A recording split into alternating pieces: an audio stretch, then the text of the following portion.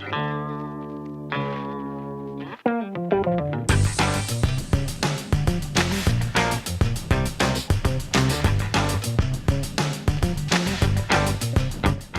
and welcome back to another podcast. My name is Douglas Grummins. Thanks for joining me. This podcast will be mostly about God again, proving the existence of God or maybe disproving the existence of God. But before we get into all that, I wanted to share a few moments of my trip down in Mexico with my friends. 5 of us went down there. And the trip was beautiful. We had surfed the entire trip.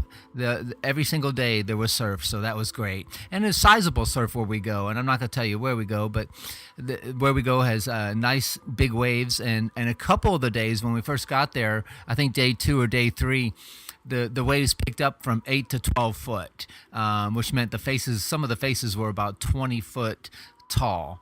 And we were all having a great time and riding all these big waves. And that one big day when everything got a little hairy, I turned and took one of those 12-footers. Rather than fleeing and scavenging and trying to get over the back of it, I said, oh, hell, I'm taking this one. So I turned and I was on a longboard. I was on a 9'6" longboard, and this wave had a pitching face to it, so it was almost barreling. But I wanted it really bad, so I did my best. I turned around and I paddled and I caught the wave and I dropped down into the wave. And when I did the drop, I was all crouched down real low because I didn't get my feet wide enough apart to get a good stance for a good drop. So I'm crouched down super low, holding onto the rails of the board, praying to dear life I didn't crash. And luckily I made the drop.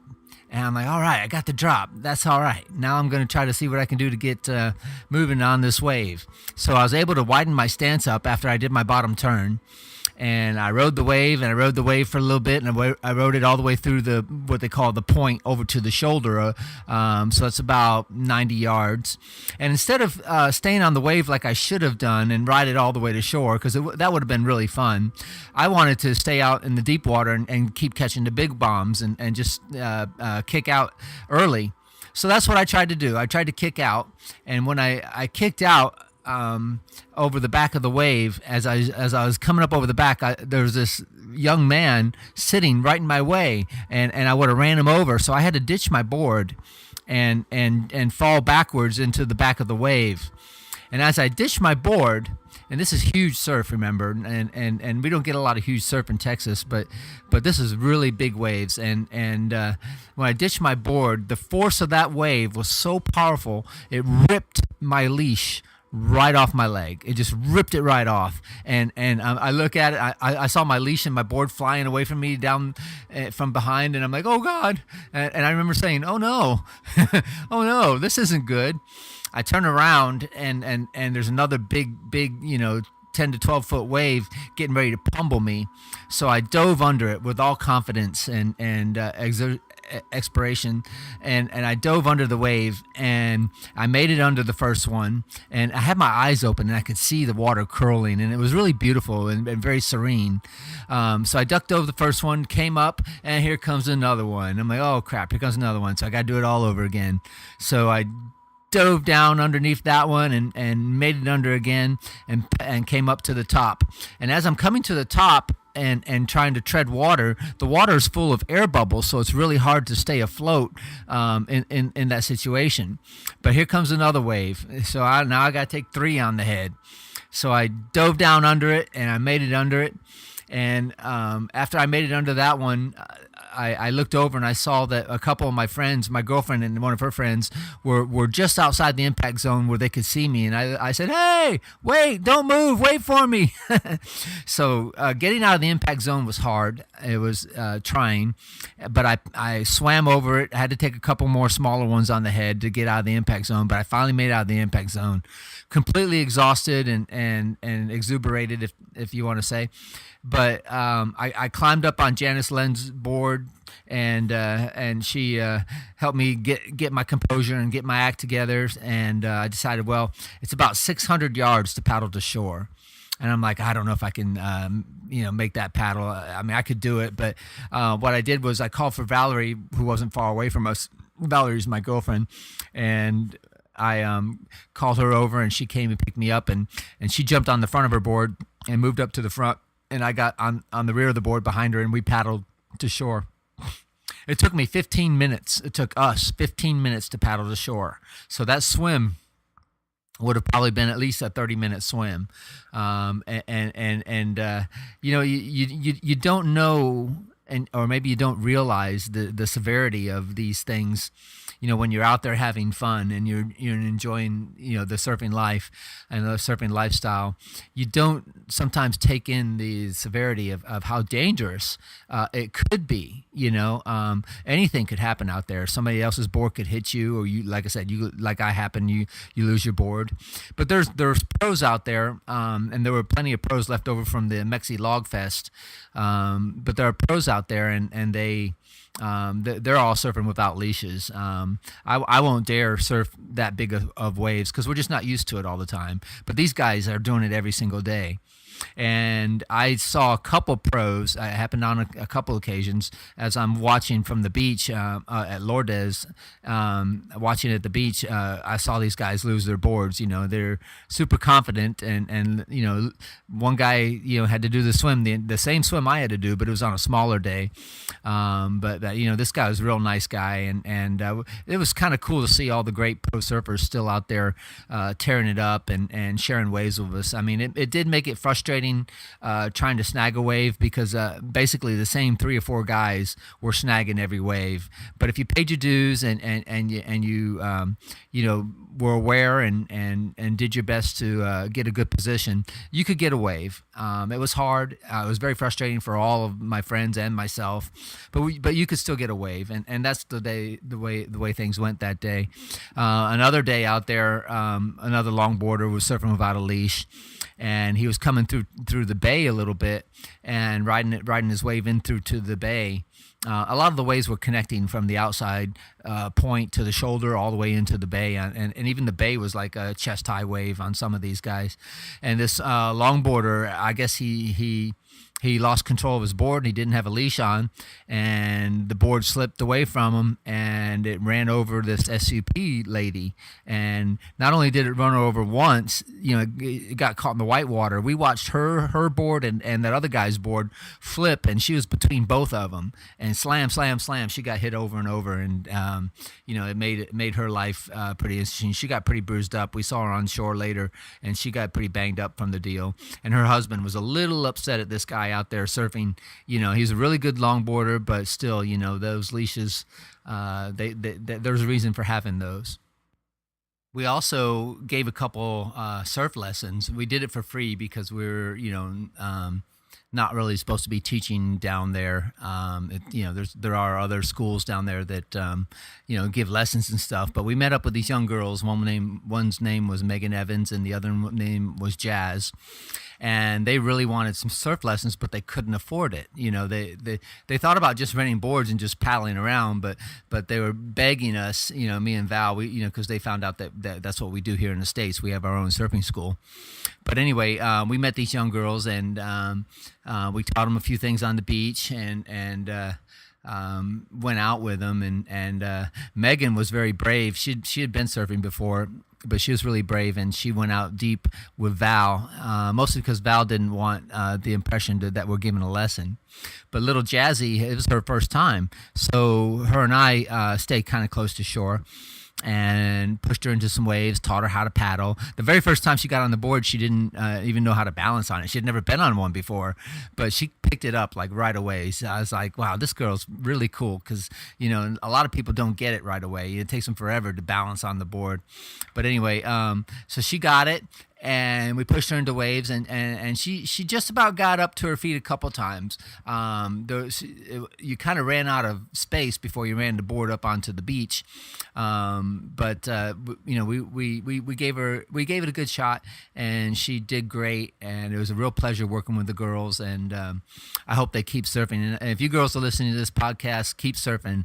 Keep trying to find a wave, get a board, but because this surfing will change your life, and and it's a lifestyle that can be embraced very easily because it's open to Mother Nature, and it's open to the love for the ocean and love for your fellow surfers and stuff like that. So that's very beautiful, and I hope you guys get to share that with your loved ones someday, or maybe your kids. Maybe one day you'll be pushing your kids into waves and sharing the stoke with them.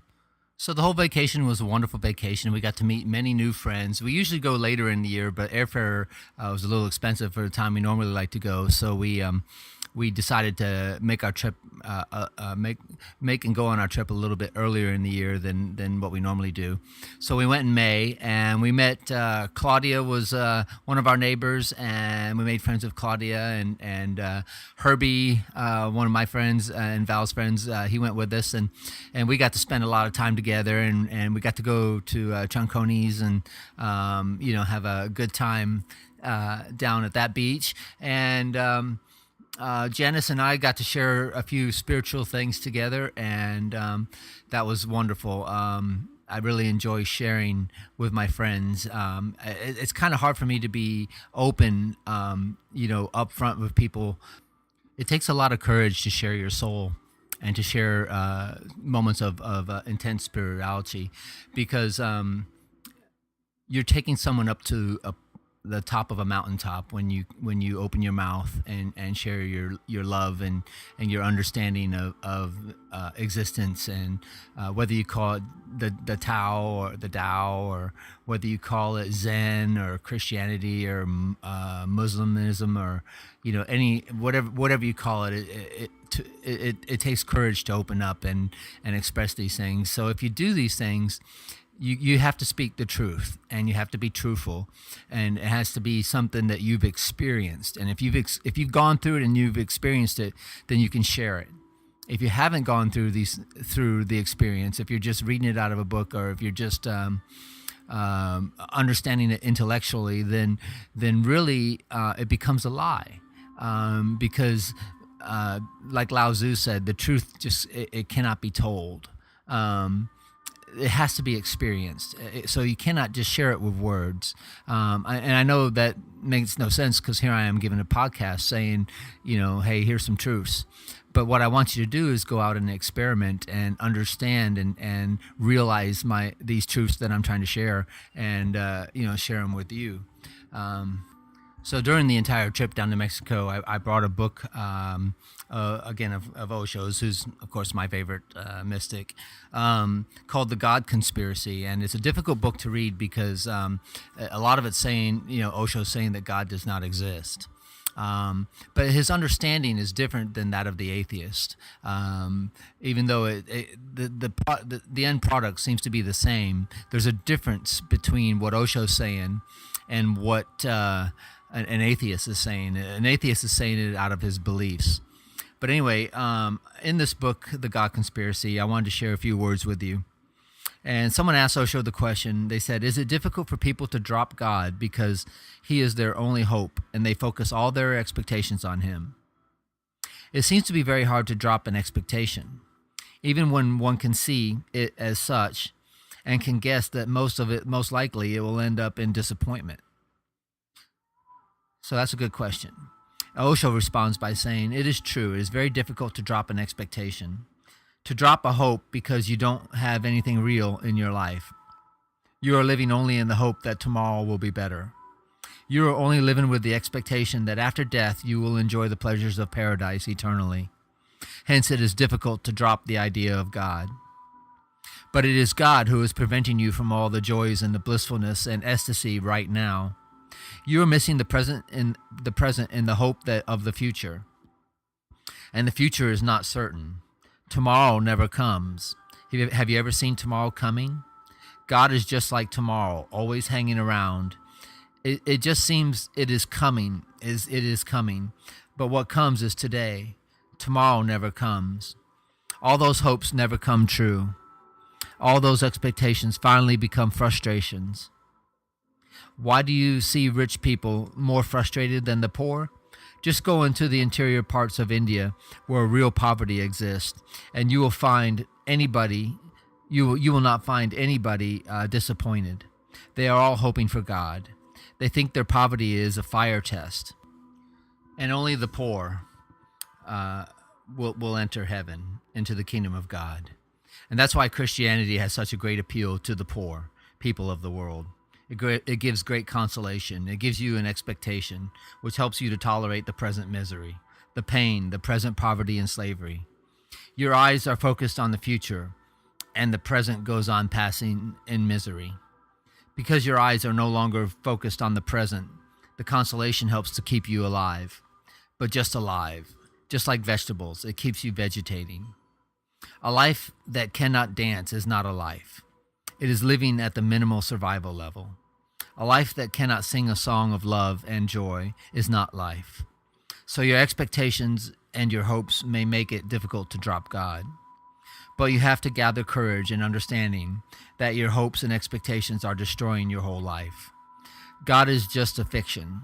It is not going to fulfill anything. God is nowhere, and you are. God is not. Existence is. God is not. Okay, so those were Osho's thoughts on God, but he goes into more depth describing, okay, so God is not, but something is, and that something I defined as an essence of God. It's this essence that is in everything. Everything that exists has God in it. There's no such thing as ungodly or not godly. And that's my opinion. That's a spin from the negative connotation to the positive. And just to back up what I'm thinking about a little bit, I wanted to share a dream with you that I once had. And in this dream, before I talk about the dream, I should say that at the time I was having a lot of sleep apnea, which means that I stop breathing sometimes when I sleep. And I was supposed to be put on a CPAP machine, but I tried it and I was like, I can't do that. It's horrible. I don't know if anybody's ever had to deal with one of those things, but they're horrible.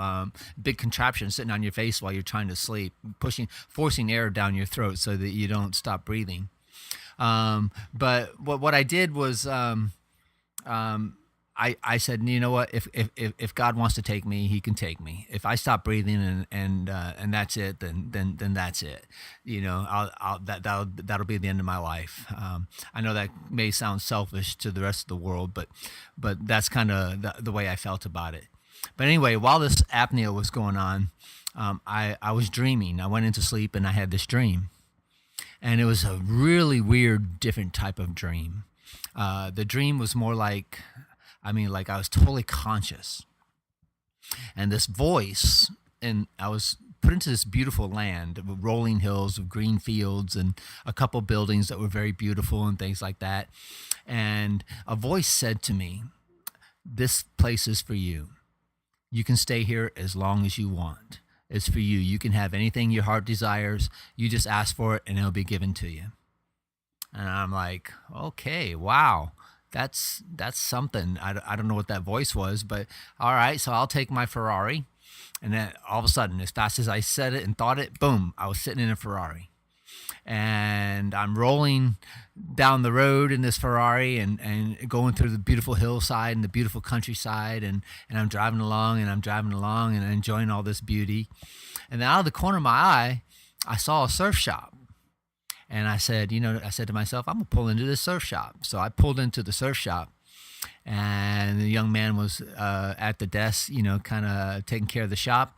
And I walk in and I see all these surfboards with all these like weird design surfboards. I usually can tell it's a dream whenever the surfboard design is a little off, a little weird. It's all these futuristic surfboards, maybe surfboards that aliens get to ride on different planets, but they're trying to share their wisdom with me, saying, "Hey, look at this, this will work." But anyway, I grabbed one of these surfboards and I'm looking it over, and I asked the shop hand. I said, "Hey, are there any waves here?" And as soon as I said that, are there any waves here? Because if not, I don't want to stay.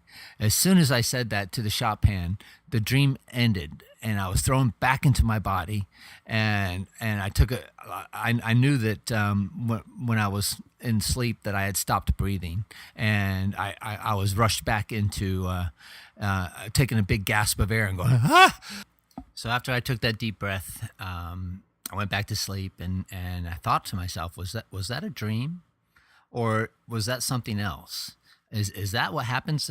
If you die and when you die, because I've shared that in one of my books that I've written, that I think what a lot of times what happens is when we die, God's got to put you somewhere, and He's got to put you in a place where until He can find another body for you, if you've not completed your journey on this life, if there's something that wasn't finished, if there's unfinished business in this life, then you have to live it in another life.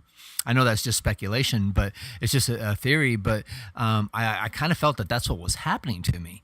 And this place that I was in was not hell. In fact, I don't believe in the existence of hell. I think that's, I know that doesn't explain anything about all the evils in the world and all the evil that's done to other people and what happens to those people. But I don't believe a compassionate God would create a hell. I could say it's true that someone may have to suffer when they die, and suffer for a while, until maybe that sin or that evil is demolished. Just like when you take gold ore and you try to extract the gold out of the ore, you have to heat it up and expose it to immense heat, and then the gold will melt away from the ore, and then it becomes pure.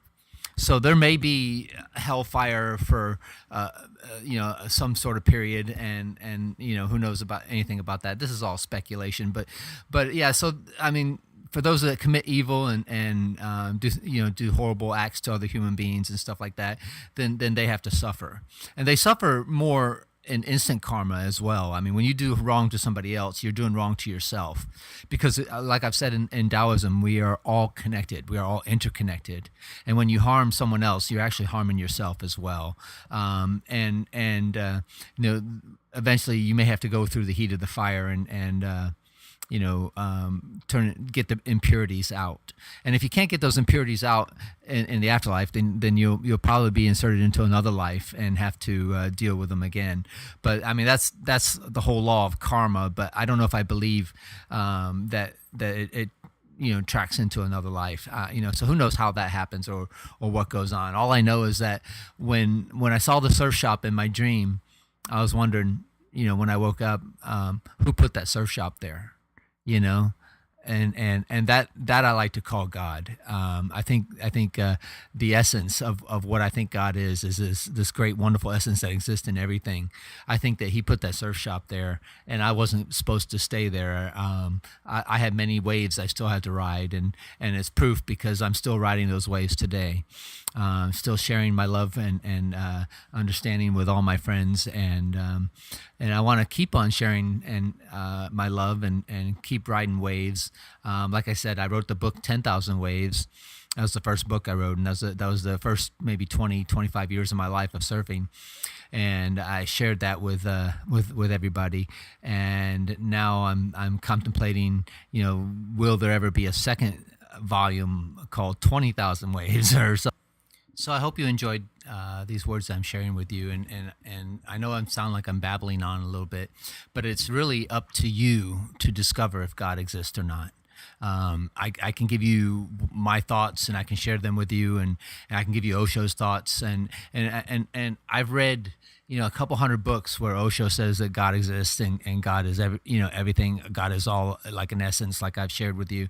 But Osho and I both agree that even though God is an essence and he's maybe the only thing that is eternal is maybe us and God. Maybe we are eternal also. We don't know that. But all the evidence leads to the fact that God is eternal. Existence is a better word for God, but existence is eternal. It has always existed. And I like that. I like the use of the word existence.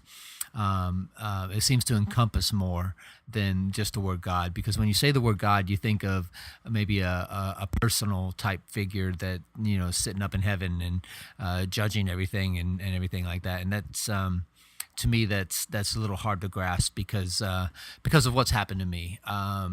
The enlightenment that I've experienced has shown me what the reality is, and that reality is that God does exist, but it's more of an essence, and the essence is in everything. It's in every one of us, whether you know it or not, or understand that or not. It's still there. You can't take it away. You can't add to God, and you can't take away from God. But anyway, once again, thank you for joining me. My name is Douglas Grummins, and I look forward to making more podcasts and sharing more of my life with you. Maybe before we go, I just wanted to share a few more thoughts with you. I know I'm trying to wrap it up at about 25 minutes, but just a few more minutes. Stay with me just a few more minutes, because the only way that I can share or help you to understand and know what I'm talking about is if you dive into meditation, dive into love, dive into compassion and passion for life, and live 100% in the present moment. Live 100% to your maximum totality. Try to be 100% in everything you do, and be totally into whatever you're doing. Don't do something just partially.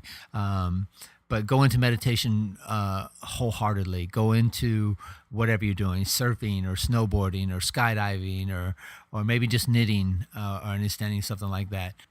It's only when you live totally, when you live 100% into whatever you're doing and 100% in the present moment. Don't think about the future. Don't think about the past. Let go of fear. Let go of greed. Let go of your desire to go to heaven. Because like Osho said in his book, these are the things that are stopping you from experiencing God right now.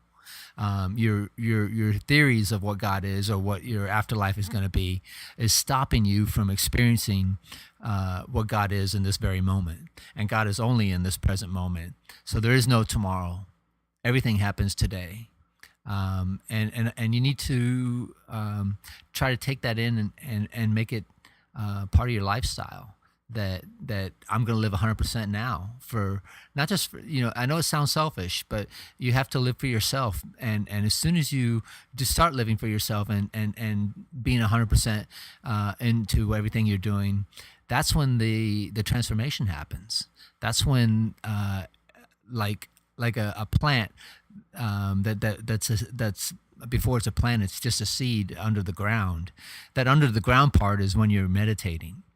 And through meditation, eventually the seed bursts into a plant, and it starts making its way up to the sunshine. And when it breaks earth for the very first time, when the little plant breaks earth and experiences light for the very first time, that's the same experience of enlightenment.